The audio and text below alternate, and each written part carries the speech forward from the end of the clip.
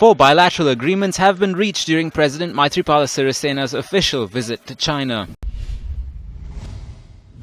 The two leaders met for bilateral talks. The President's media unit said that the meeting resulted in the signing of 4 agreements. An agreement to provide special funding for the upliftment of the public health service between the Chinese Ministry of Commerce and the Sri Lankan Ministry of Health and Indigenous Medicine was signed. Thereby, a state-of-the-art kidney hospital, a laboratory for kidney tests as well as an MRI scanner will be presented to Sri Lanka. An agreement was also signed between the Chinese Academy of Sciences and the Sri Lanka Ministry of Urban Development and Water Supply. According to this agreement, technical assistance is to be provided to conduct tests in areas where kidney diseases have spread and also to purify underground water sources. An MOU reached between the Chinese Ministry of Commerce and the Sri Lankan Ministry of Justice will see a capability study be conducted on the renovation of the Supreme Court complex.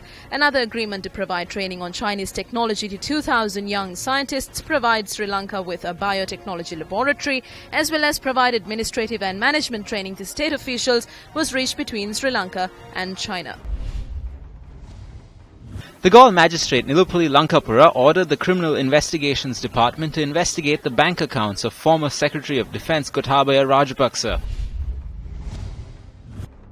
The Criminal Investigations Department once again informed the Galle Magistrate Court today on the progress made in the investigations conducted over the floating armoury at the Galle port said to be owned by Avantgarde Security Services. The CID submitted to court that the bank accounts of the respondents need to be examined to ascertain whether the Money Laundering Act has been violated. Thereby, the Galle magistrate ordered for the bank accounts of former Secretary of Defence Gotabaya Rajapaksa, former Additional Secretary DMS Sayaratna and the board members of Avantgarde Security Services to be investigated. The magistrate also ordered the suspension of foreign travel of DMS Sayaratna. Minister Arjuna Ranatunga says that the corrupt are attempting to get close to the President and the Prime Minister.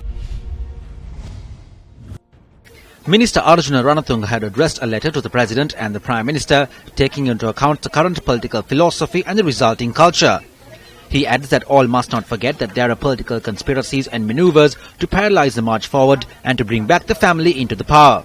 Minister Arjuna Ranatunga goes on to say that the distress he has right now is that the partners and masterminds of that ongoing conspiracy are not outside but amongst them. Addressing the House Foreign Affairs Committee Subcommittee on Asia and the Pacific, U.S. Assistant Secretary of State for South and Central Asian Affairs Nishabd Desai Biswal said that after the dramatic opening created by the election of President Maithripala Sirisena in January, the U.S. is willing to assist the new government.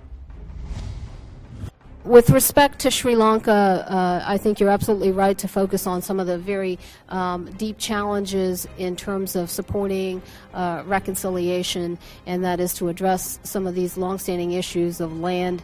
The government has actually set a fairly ambitious 100-day plan and has started down that path, including, I believe, just in the past day or so, there was announcement in Jaffna by the government, by the Commission on Land that I believe they set up on returning the initial parcels of land. We think that that's a good start, and we know much, much more needs to be done. And the United States has committed that Sri Lanka will not be walking down that path alone, that we're committed to helping them address some of these key issues so that there can be more meaningful reconciliation.